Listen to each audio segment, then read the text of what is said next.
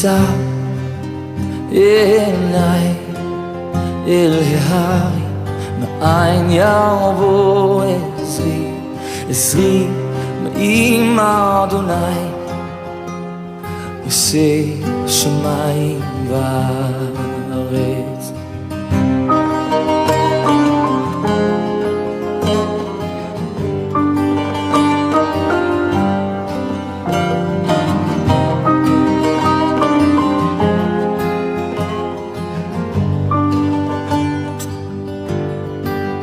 אל יתן למוט רגלך, אל ינום שומרך, הנה לא ינום לא יישן שומר ישראל.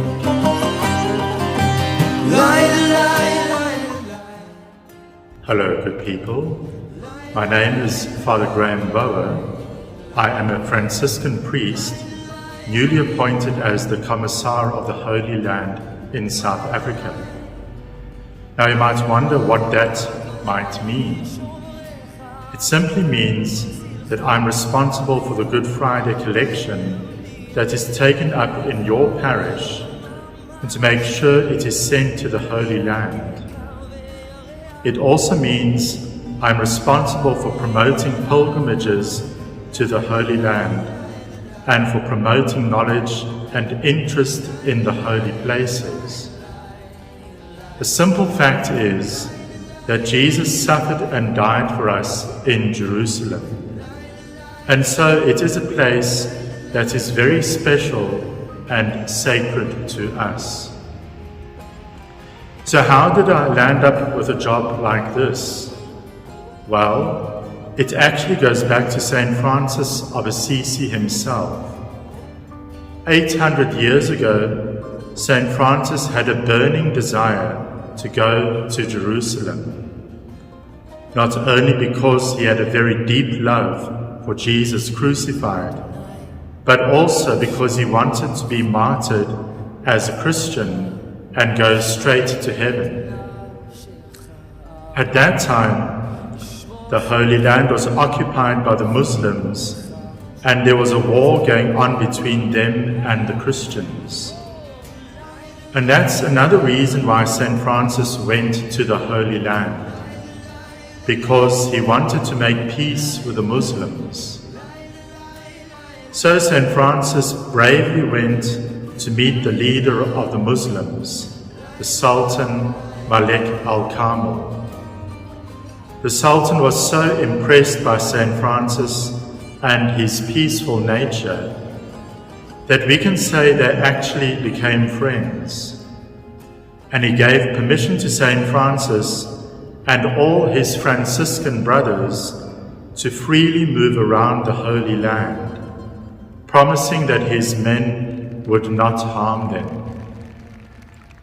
And so since then, the Franciscans have had a special relationship to the Holy Land, looking after the holy places and looking after pilgrims who came there to visit. You might not be surprised then to find out that it was the Franciscans who invented pharmacies, because of the many sick pilgrims that they had to take care of when they arrived there after their long and difficult travels, all sick and weary. Last year was a very special year for the Holy Land Commissaries, as it was the 600th year since Pope Martin V established this office in the Church, as a means to support the mission of the Franciscan friars in the Holy Land, who care for the Christian shrines there. So special celebrations were held to celebrate this important moment in our history.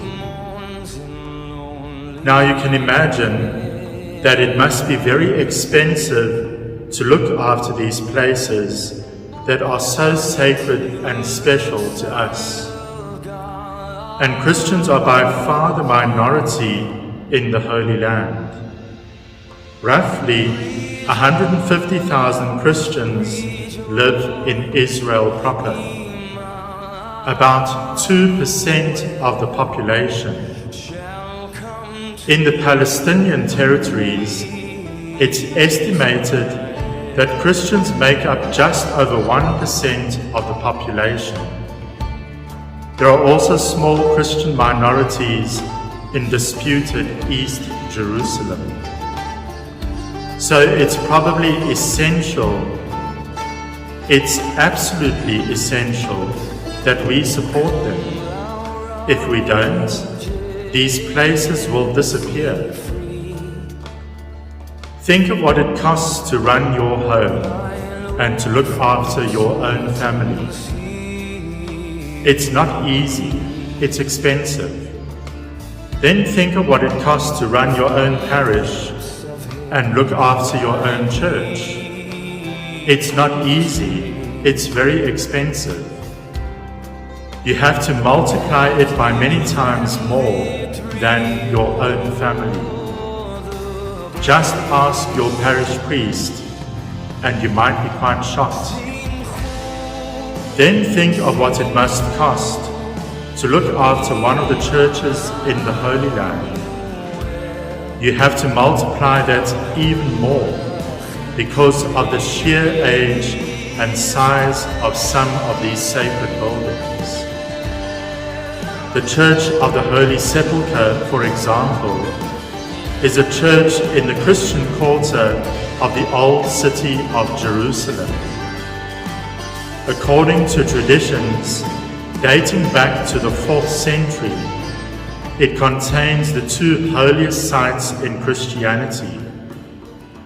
The site where Jesus was crucified at the place known as Calvary or Golgotha, and Jesus' empty tomb, where he is believed by Christians to have been buried and resurrected. Within the church proper are the last 4 stations of the cross of the Via Dolorosa, representing the final episodes of the Passion of Jesus. The church has been a major Christian pilgrimage destination since its creation in the 4th century, as the traditional site of the resurrection of Christ. That's its original Greek name, Church of the Anastasis, Resurrection.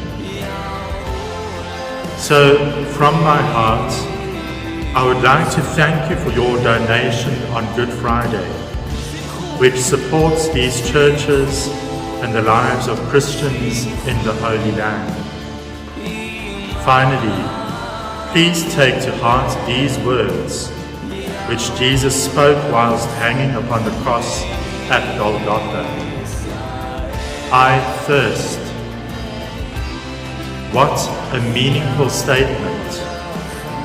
He thirsted physically at the moment for water to quench his dehydration. But more than that, he thirsted spiritually for the salvation of all of our souls. Jesus' Spirit still longs for this gift of salvation. He longs to call us his children. He thirsts for our love. Ponder Jesus saying these words to you. I thirst for you. It is a deep and burning thirst for your love. You satiate Jesus' thirst by returning that love. Satiate his thirst this Good Friday by giving him your love.